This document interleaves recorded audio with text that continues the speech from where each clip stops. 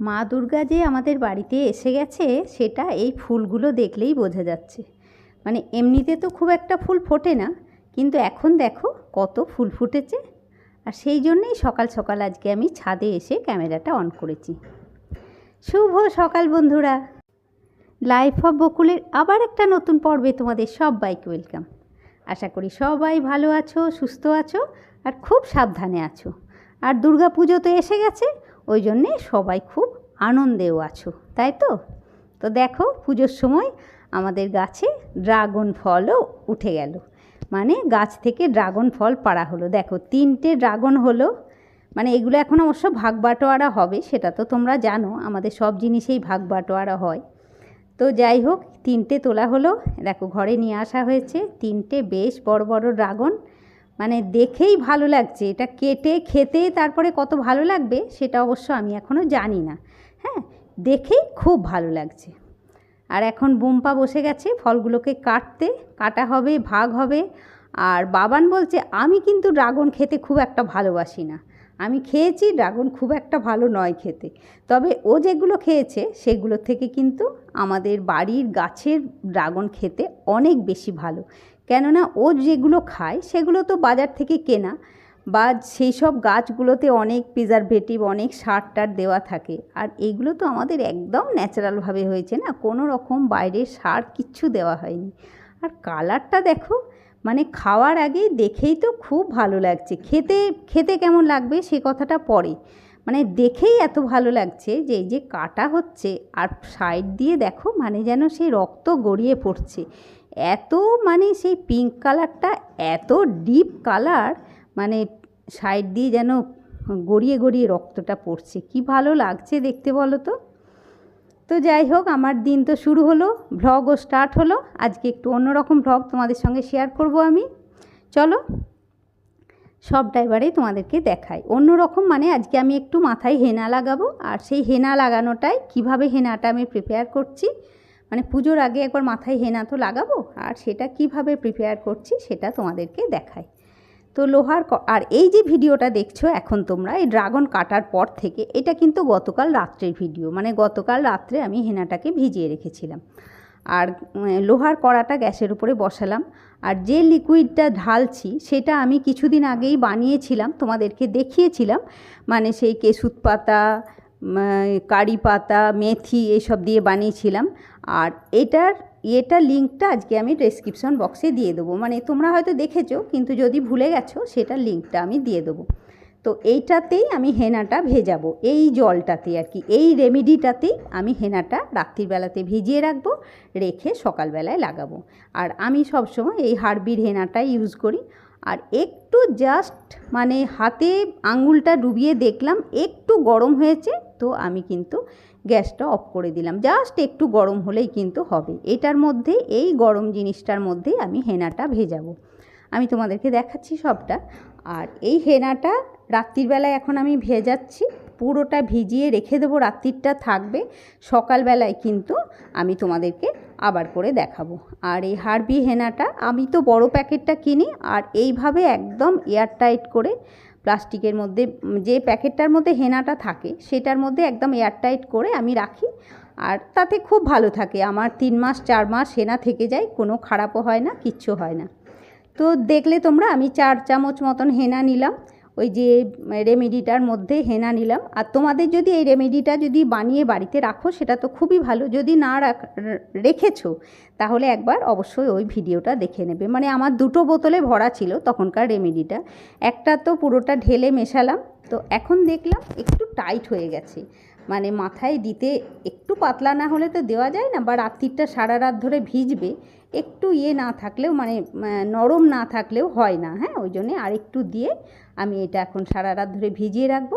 তারপরে আবার সকালবেলায় তোমাদেরকে আমি দেখাবো যে জিনিসটা কেমন হলো, বা সকালে মাথায় লাগাবার আগে আমি কিভাবে হেনাটা মানে লাগাই মাথায়, মানে কি কি দিই এটার মধ্যে, সেটাও তোমাদেরকে দেখিয়ে দেবো। দেখো, এটা এখন রাত্রিবেলায় আমার রাখা থাকলো, এরপরে আমি সকালবেলায় দেখাবো কি হয়েছে না হয়েছে। আর এটা এই যে ভিডিওটা দেখছো এখন, কিন্তু এই যে ড্রাগন কাটলাম তারপর থেকে এই ভিডিওটা দেখছো তোমরা। তো আমি হেনাটার মধ্যে কয়েকটা অ্যালোভেরা মানে অ্যালোভেরা পাতার থেকে অ্যালোভেরা জেল বার করে দেবো। তো নিয়ে এলাম অ্যালোভেরা পাতাগুলো, আর এই দেখো এইভাবে সাইড থেকে কিন্তু আমি অ্যালোভেরা পাতাগুলো কেটে দিয়েছি, কেটে খুব ভালো করে ধুয়েছি, ধুয়ে একটু জলে ভিজিয়ে রেখেছি। আর এই দেখো এইটা সেই কালকে রাত্রের হেনাটা যেটা আমার ভেজানো ছিল। আর তোমাদেরকে আমি দেখিয়ে দিই আমি কিভাবে অ্যালোভেরার থেকে অ্যালোভেরা জেলটা বার করি। মানে অ্যালোভেরার পাতার থেকে কিন্তু জেল বার করা খুব সহজ, তবে একটু মানে ধৈর্য ধরে করবে, খুব সেই তাড়াহুড়ো করে করলে কিন্তু হয় না, কেননা খুব সেই কি বলবো স্লিপারি তো এই যে জেলটা বেরোয়, এটা তো একদম খুবই মানে অয়েলি মতন একটা মানে জেল টাইপের জিনিস, খুব হাত থেকে পিছলে যায়। ওই জন্যে একটু সাবধান করে ধরে যদি এই অ্যালোভেরা জেলটা তুমি সব সময় তোমার মাথাতে তোমার স্কিনে ইউজ করতে পারো তাহলে কিন্তু খুব ভালো হয়। আর এটা কিন্তু ফ্রিজে রাখলে বেশি দিন ভালো থাকে না, মানে 4-5 দিন তোমার ফ্রিজে যদি তুমি জেল করে ফ্রিজে রেখে দাও 4-5 দিন তোমার খুব ভালো থাকবে, তারপরে কিন্তু সেটার দেখবে স্মেলটা একটু মানে খারাপ হয়ে যাবে। আর জেল বার করার সময় একটা দিক এইভাবে বঁটি বা ছুরিতে কিছুতে একটা দিকে খোসাটা ছাড়িয়ে নেবে, আর একটা দিক থেকে এইভাবে জেলটা কিন্তু বেরোবে। আর একটু সাবধান করে আস্তে করে করবে, দেখবে তোমার জেল বার করতে অসুবিধা হবে না, অ্যালোভেরা জেল বার করতে। আর এই অ্যালোভেরা জেলটা আমি বেশি করে মেশাবো হেনাতে, কেননা অ্যালোভেরা জেল মাথায় লাগালে চুলটা অনেক বেশি সিল্কি হয় আর নরম হয়। মানে আমি যখনই হেনা করি সবসময় যে অ্যালোভেরা জেল এইভাবে মেশাই তা কিন্তু মেশাই না হয়তো, কিন্তু এবারে দেখলাম পুজোর সময় একটু ভালো করে তো হেনাটা করব না, চুলটা যাতে একটু বেশ নরম থাকে, সেই জন্যেই আমি মানে অ্যালোভেরা জেলটা, আর এমনি কেনা বাড়িতে তো থাকে অ্যালোভেরা জেল, কিন্তু সেটা ইউজ করলাম না, আমি গাছের থেকে একদম ন্যাচারাল অ্যালোভেরা জেলটা বেশি করে একটু মানে মেশাবো হেনাতে। তো চলো এই দেখো এটা পেস্ট করে নিয়ে এলাম মিক্সিতে। আর আমি যখনই এটা তো আমার কিচেন মিক্সি, মানে রান্নাঘরে সমস্ত কিছুই পেস্ট করি।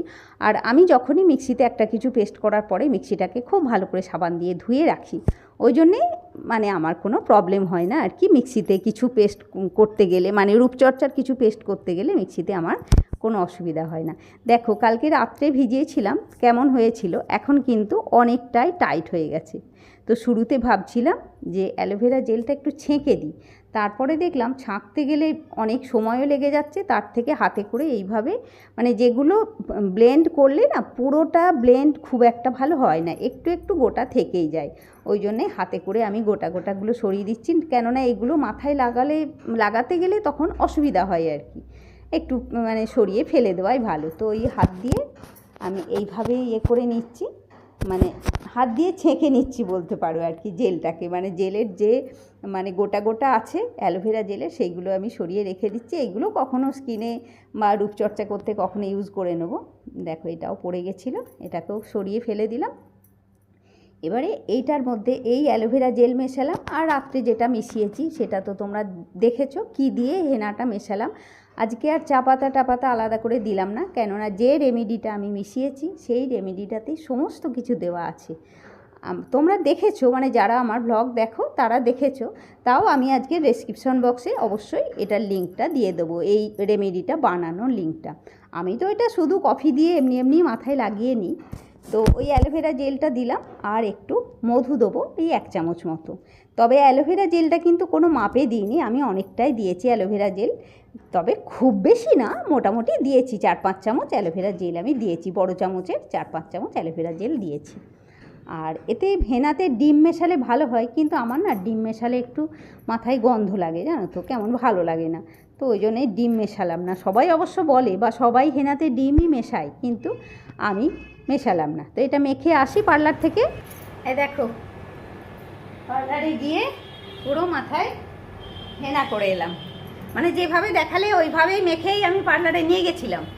নিয়ে ও যখন শুনলো আমি ডিম দিইনি তখন খুব বকছি, না একটা ডিম দাও, ডিম দিলে চুলটা সিল্কি হয়, আমি বলছি ডিমের গন্ধ ছাড়ে, তো শুনলো না কিছুতেই। আবার বাড়ি এলাম, এসে একটা ডিম নিয়ে গেলাম, নিয়ে ও ডিমটা গুলে আর মাথায় লাগালাম। ওই জন্যই ডিমটা আর তোমাদেরকে দেখানো হয়নি, মানে বাকি যা দিয়েছি সেগুলো সবটাই দেখিয়েছি, আর ডিমটা দেখানো হয়নি। তখন ওই মানে পার্লার থেকে এলাম, এসে ডিম নিয়েই ছুটেছি আর কি।